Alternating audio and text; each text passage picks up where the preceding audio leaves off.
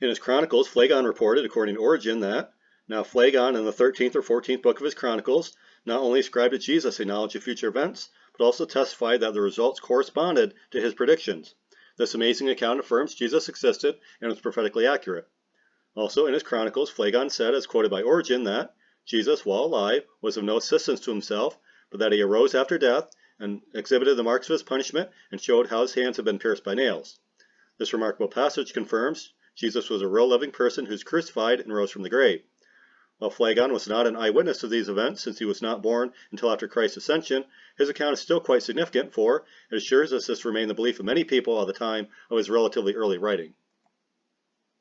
Writing in 110 AD, Pliny the Younger was a Roman author and administrator who substantiated, along with other secular reporters such as Martial, Epictetus, and Marcus Aurelius, that Christians voluntarily suffered and died rather than renounce their faith in the risen Christ.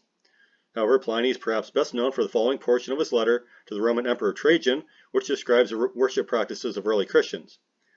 They, Christians, were in the habit of meeting on a certain fixed day before it was light, when they sang an alternate verse as a hymn to Christ as to a god, and bound themselves by a solemn oath not to do any wicked deeds, but never to commit any fraud, theft, or adultery, never to falsify their word, nor deny a trust when they should be called upon to deliver it up, after which it was their custom to separate and then reassemble to partake of food, the food of an ordinary and innocent kind.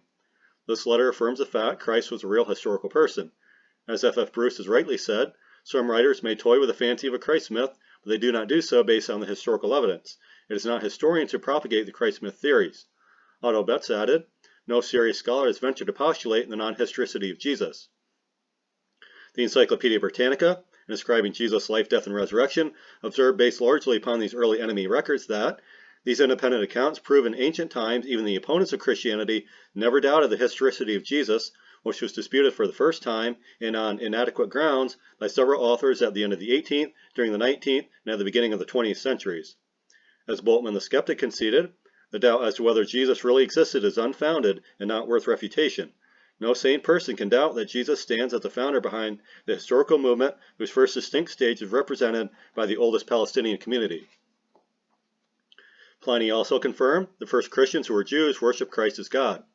Jews certainly would not have done this unless Jesus had proven beyond doubt to be much more than just a man, because worshiping him ruined their social, religious, and economic status. Pliny further verified the original believers gathered on a specific day and sang hymns to Christ. This day was identified as Sunday in the New Testament, which directly contradicted the Friday evening and Saturday evening Sabbath traditionally observed by Jews. Pliny also told us the earliest Christians were honorable, innocent, and trustworthy citizens who were committed to each other.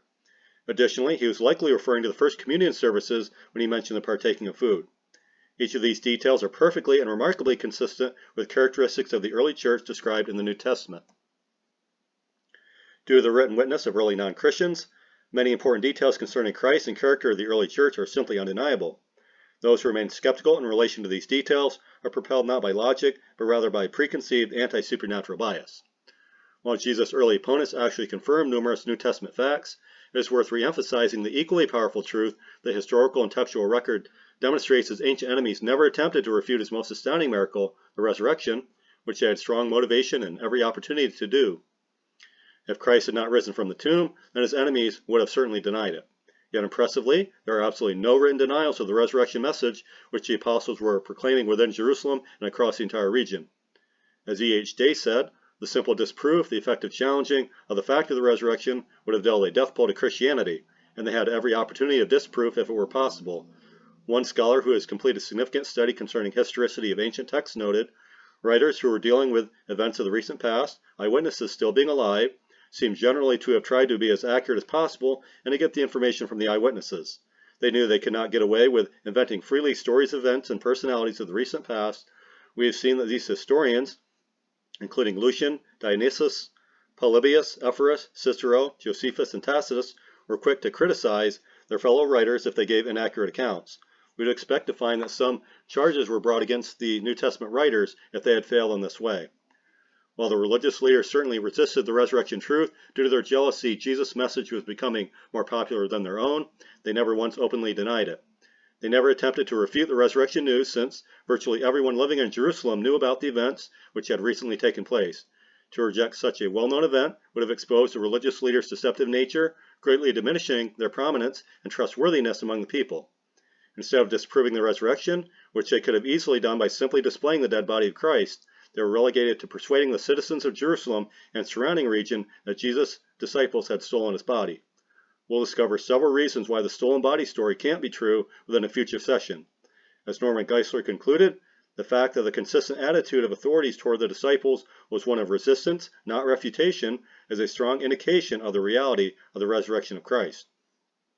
So the silence of Christ's enemies combined with their written confirmation, in a few cases regarding the resurrection, is an eloquent admission of the embarrassing fact Jesus really did physically rise from the dead.